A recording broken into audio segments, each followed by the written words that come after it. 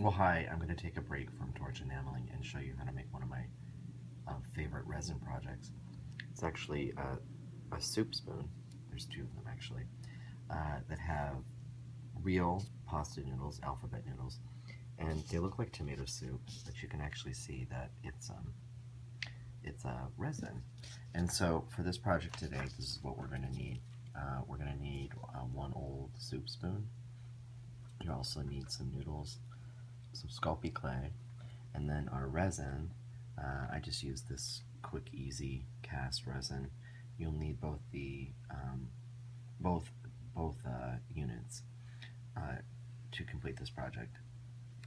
You'll need a stir stick, cups, and then of course some dye.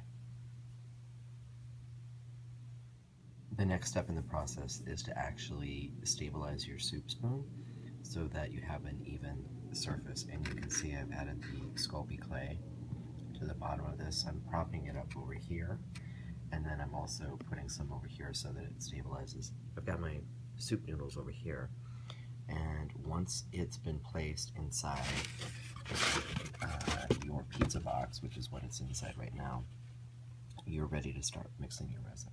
One of the things I forgot to mention at the beginning of our tutorial was you'll need a pair of tweezers to help you find your alphabet noodles, but also to place your noodles into the resin. And I have found it very easy to find these noodles. Most of the time they're at higher end grocery stores, and so you can also order them online as well. It's now time to mix my resin, and I like to actually work with warm resin. And this is actually a coating resin. There's the hardener, this is the resin, and that's the hardener. As you know, with any resin work, it's a 1-to-1 ratio. And I have my cups that I'm going to measure my resin, and then I have my stir stick. So I am still working inside my pizza box because it's a good area to avoid getting any kind of drips or spills on your furniture at home. You can see I've mixed the resin, and one of the most important things to remember is that when you're working with colored resin is to actually start very light and build the intensity of your color. You can see that I'm trying to make an incredibly opaque red that looks just like tomato soup. So you want to build the color because it's hard to take color out of resin. And I've stirred it for the appropriate amount of time. You should really follow the instructions on the box, and you'll be able to get a resin that is equally mixed and that will cure properly. Our next step is to actually pour the resin into the spoon.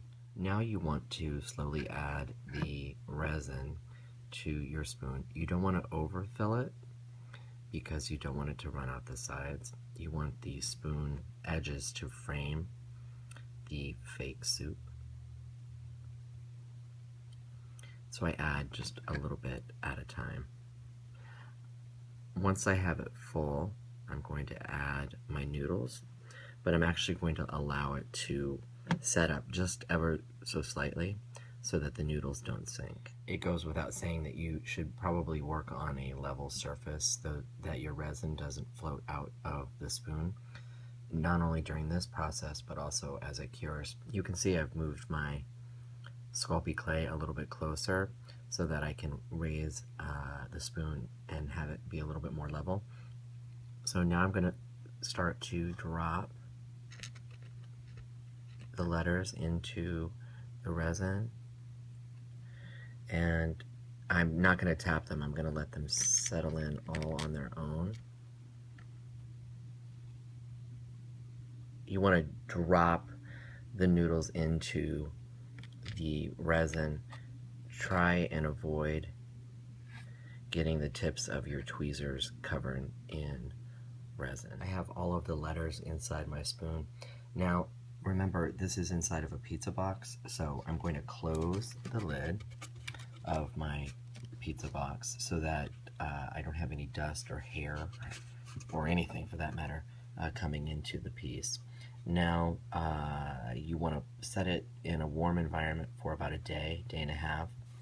maybe even 2, to allow it to cure and set. So my project's all set up, and I've got it inside one of my favorite cookbooks. I also created a refrigerator magnet by gluing a magnet to the back of a soup spoon, and I used a 5-minute adhesive epoxy. You can find those at most hardware stores. They're treated just like the resin that's inside the spoon. It's equal amounts of adhesive epoxy, and then you mix it so that it's thoroughly mixed, and then it cures as well and holds the magnet in place. So these are 2 great projects using resin. Well, I hope you enjoyed making this project with me, and it was a bit of a break from torch enameling. You can see I love being creative in a lot of different areas. But if you want to learn more on torch enameling, you can actually visit my website at macarooniglitter.com and see where I'm teaching next.